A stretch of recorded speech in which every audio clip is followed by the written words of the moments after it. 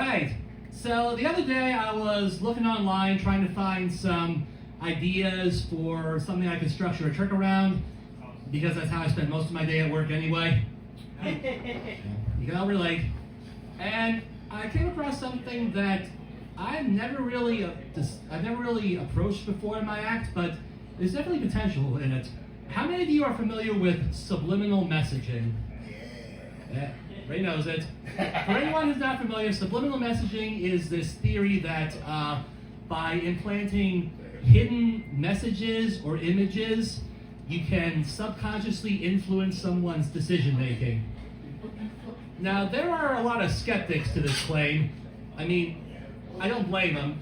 Some people out there won't even be influenced by explicit messaging. You can have a guy go into a store where there are like a dozen signs saying cash only, and they will get indignant and ask to talk to the manager when they're told they can't use their credit card. Yeah. But there is a little evidence suggesting that there might be some validity. In the 60s, movie theaters would implant like little split-second images in their movies, urging people to go get popcorn and soda from the concession stand. And in the movies where they did this, sales of popcorn and soda actually shot up. It's been documented.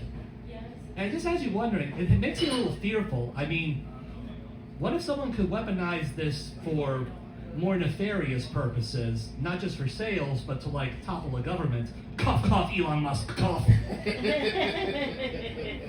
And see, that's the bad kind of subliminal messaging. I was pretty blatant with it. But we're going to see if there is any validity to this claim. I'm going to need a little help. Who'd like to help with this experiment? Uh-oh. Need someone? Steve, okay. Come on up. Let's hear it for Steve. All right. Thank you for your help, Steve. Do you consider yourself easily influenced? Yes. Okay, can you give me $50? One day it's gonna work. Okay, now the experiment I'm gonna do, normally it uses regular playing cards, but I'm gonna use tarot cards because they're a little fancier. Now while I get these set up, I have a list of words here, all random words, all different, you can see that, right? I want you to just read over this list top to bottom, because somewhere in that list there is an embedded subliminal cue. So just read over it top to bottom a couple of times, okay? And I'll get the cards set up. I'm not using the full deck, I'm using what's called the major arcana, all the picture cards, because tarot decks are pretty big, and I don't think anyone will really be drawn to the Six of Cups or the King of Pentacles. Assuming anyone, I mean, does anyone really know what a pentacle is? Okay, let me get it spread out. I see a lot of pentacles. Wrong, you're thinking of the wrong thing there, but I like where your train of thought is going. Okay, so. Make sure I get them all nice and spread out. You think you got it in there? You think you got it down, Steve? Yeah. Okay, now I have the major arcana of the tarot laid out. I want you to look over them. Now your conscious mind might be drawn to one of the more appealing images, like the Empress or the Devil or the Hanged Man, or any of the ones that have naked women on them. But if that message I implanted works properly, then your subconscious mind will be drawn to one specific card. Let me know when you think you've gotten a good look at them, okay? Okay. Okay, you got them? Perfect. Square the pack back up. And I want you to start dealing down from the top. Just deal face down, okay? And then whenever you want to, shuffle the remainder in your hand.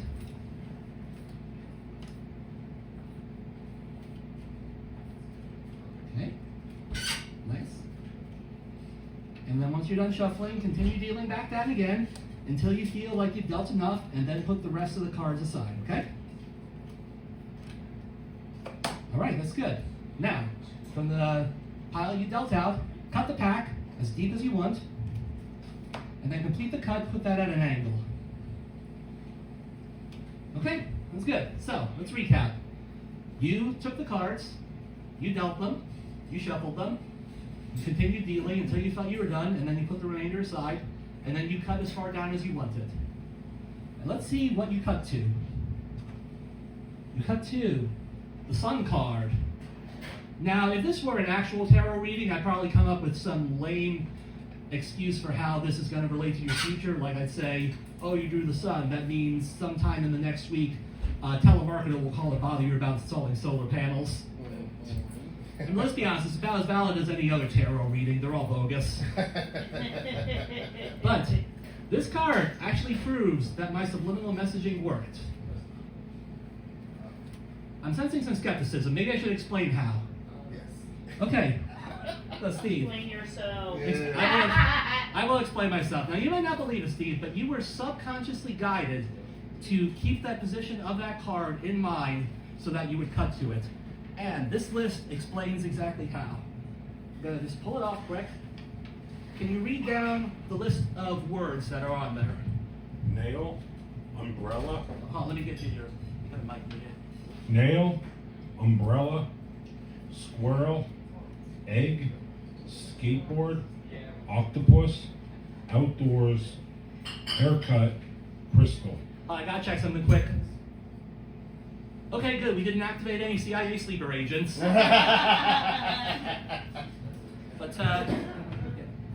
it seems like seemingly random words. But what I want you to do is just read off the first letter of each of those words from top to bottom.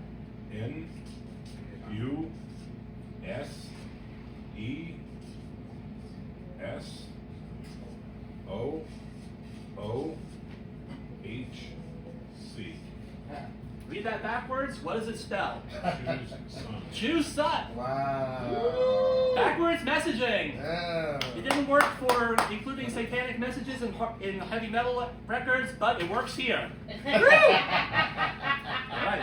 And thus we have proven that subliminal messaging is a legitimate tactic. Okay. Or that this was all just a trick. Whatever the case is, thank you for your help, Steve, and thank you, everyone.